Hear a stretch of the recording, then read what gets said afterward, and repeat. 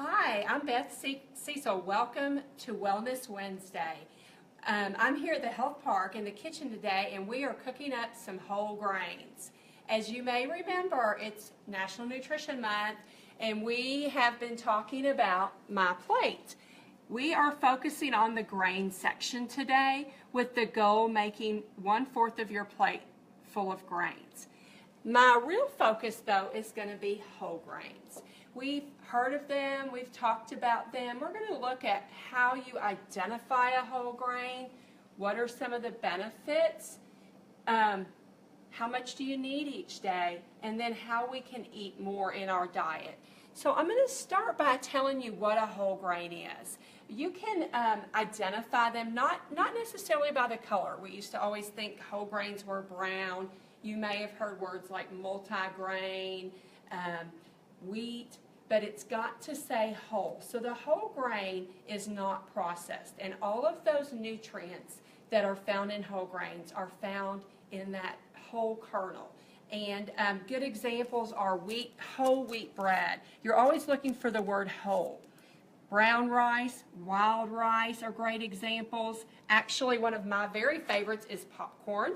So regular popcorn is a great example of a grain. There's lots of whole grain cereals, breads, pastas, crackers, and of course we always think about oatmeal when we think of a really good example of a whole grain. So why do we want to eat them? So you remember I talked about the health benefits being in that whole kernel. Some of the things that you find are fiber, a lot of the B vitamins, including that healthy folate that's really important for pregnant women and women of childbearing age, and then various minerals, especially iron. What can the whole grains do? They've been linked to reducing heart disease and lowering cholesterol levels, perhaps improving your risk of decreasing your risk of developing diabetes, and also maybe leading to reducing your risk of certain types of cancers and weight management, which is something we are always focused on, it seems like. So we know what the whole grains are, we know the benefits. Some really good examples that I'm going to talk about more specifically. A lot of people ask me, how many whole grains do I need a day?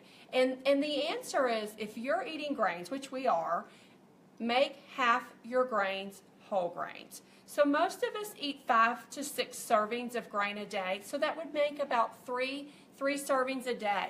How, again, do you know? Well, we talked about good examples of whole grains, but now we've got to figure out how much. So the boxes today have made it a lot easier, the boxes, the packages. If you look carefully at this whole wheat bread, you'll see that there are 32 grams of whole grain in one serving.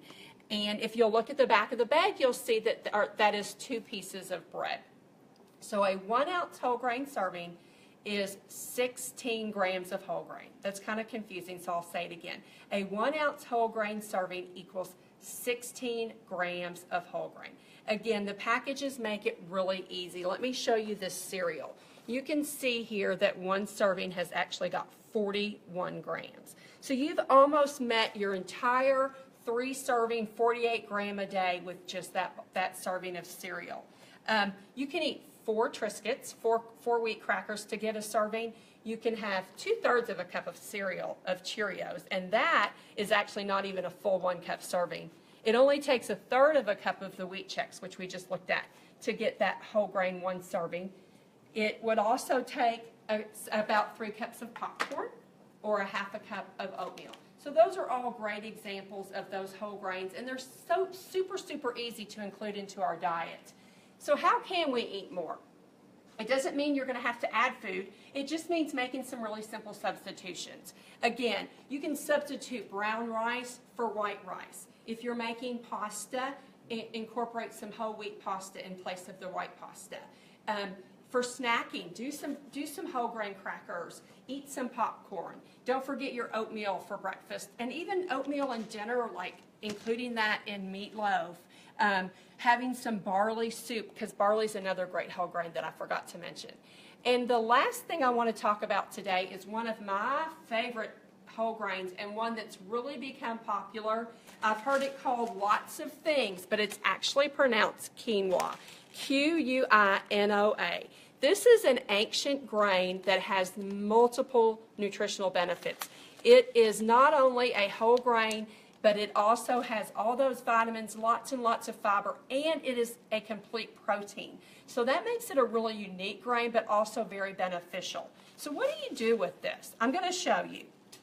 Interestingly, it is a seed. So when you purchase quinoa, most of the time in a bag, it's going to look just like this, really easy. So what I did was I made this, took this, and it became this nice bowl of quinoa. Super easy. I took a little bit of butter, put it in a saucepan, and sauteed, browned up this quinoa a little bit dry, added a chopped up onion, and instead of boiling it in water, I actually boiled it in chicken broth just because that will give it just a little flavor. And then you can season it with Italian seasonings, chop up any kind of vegetable, put some Parmesan cheese or some feta cheese sprinkled up on it. You can just do a number of things with the quinoa. But this is a really simple and super, super healthy grain. So I wanted to show you how to use that today. So continuing to eat more whole grains in your diet is going to reap great health benefits. So I want to encourage you, if you have any other questions, to please feel free to email me. And this is my email address, beth.cecil@owensborohealth.org, or visit our owensborohealth.org/wellness page. Have a great week, and I'll look forward to seeing you next Wednesday on Wellness Wednesday. Thank you.